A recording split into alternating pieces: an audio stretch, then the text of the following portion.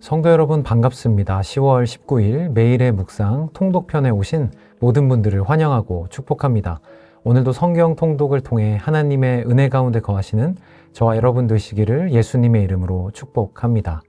오늘의 통독 범위는 사도행전 16장에서 18장까지의 말씀입니다. 사도행전 16장에는 바울이 디모데를 동역자로 삼고 성령의 인도하심에 따라 아시아에서 복음을 전하려고 했으나 성령님이 그를 막으셔서 유럽으로 향하는 모습이 그려집니다. 바울과 그의 일행은 루디아를 만나 복음으로 그녀가 구원받는 것도 보지만 고소를 당해 감옥에 갇히는 일도 생기게 되지요. 그 감옥에서 찬송하며 기도하다 큰 지진이 일어나 옥문이 열리고 간수가 회개하는 역사가 일어납니다. 사도행전 17장에는 바울과 실라가 데살로니가에서 복음을 전하는 장면이 기록되어 있습니다. 많은 헬라인과 기브인들이 복음을 믿게 되지만 유대인들의 시기로 핍박을 받게 됩니다.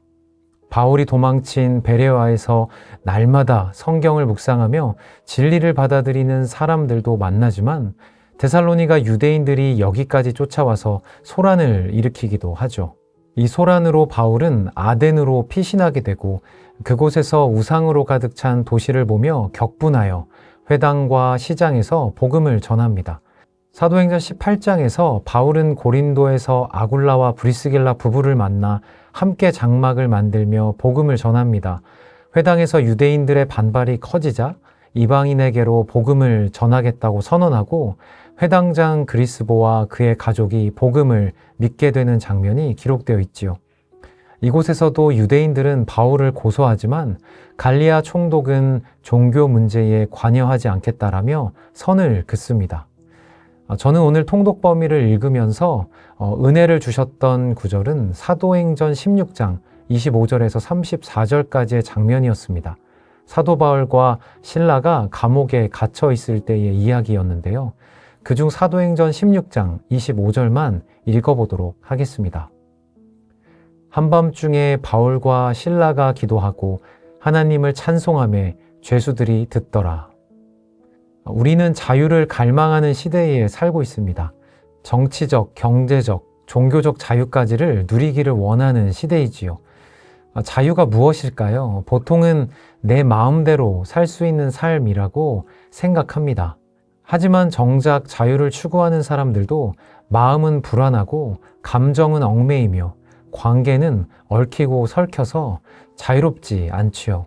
눈에 보이는 쇠창살은 없지만 마음에는 감옥이 있는 듯한 인생을 살아가는 것이 우리의 현실인 것 같습니다.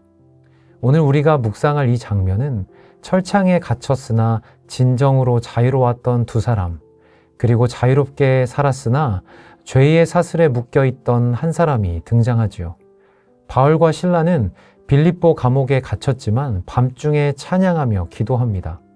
그리고 놀랍게도 지진이 나고 옥문이 열리며 간수와 그의 가족이 주님을 믿고 구원을 받게 됩니다.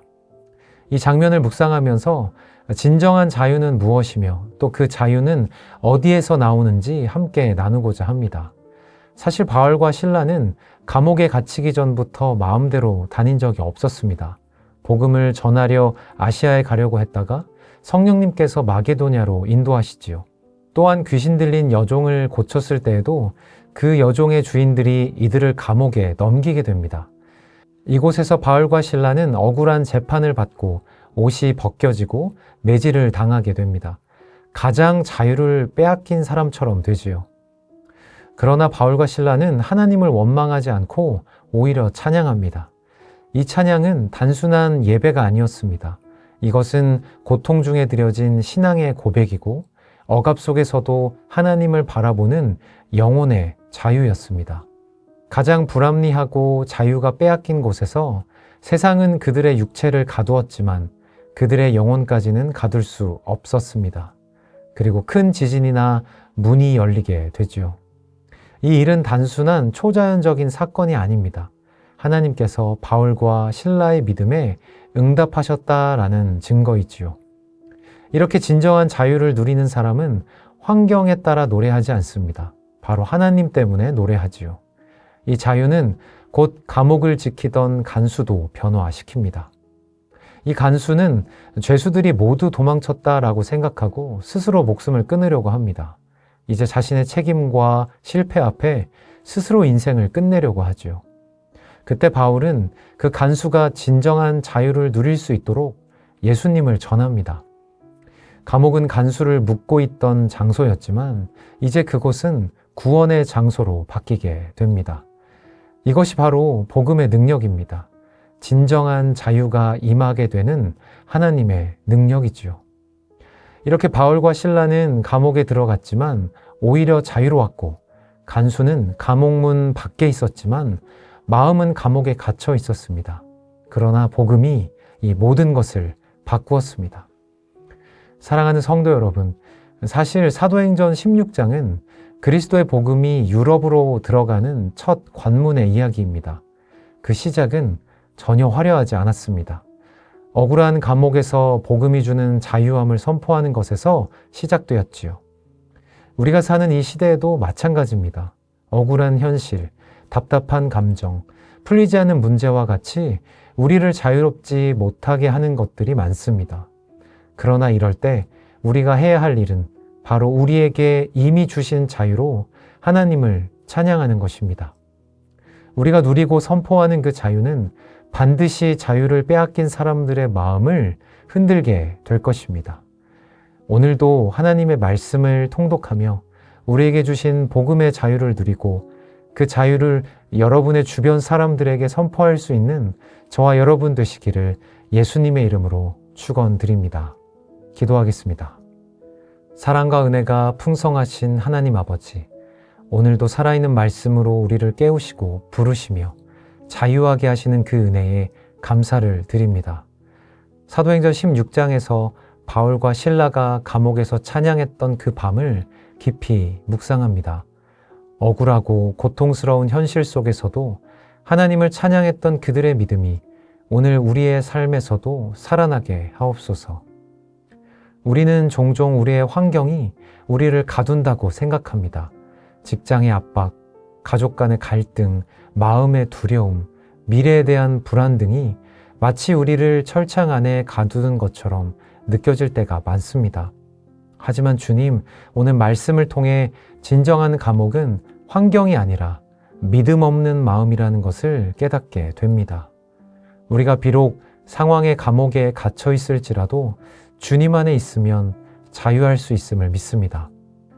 우리도 바울과 실라처럼 한밤중에 기도하며 찬양하는 믿음의 사람이 되게 하여 주시옵소서.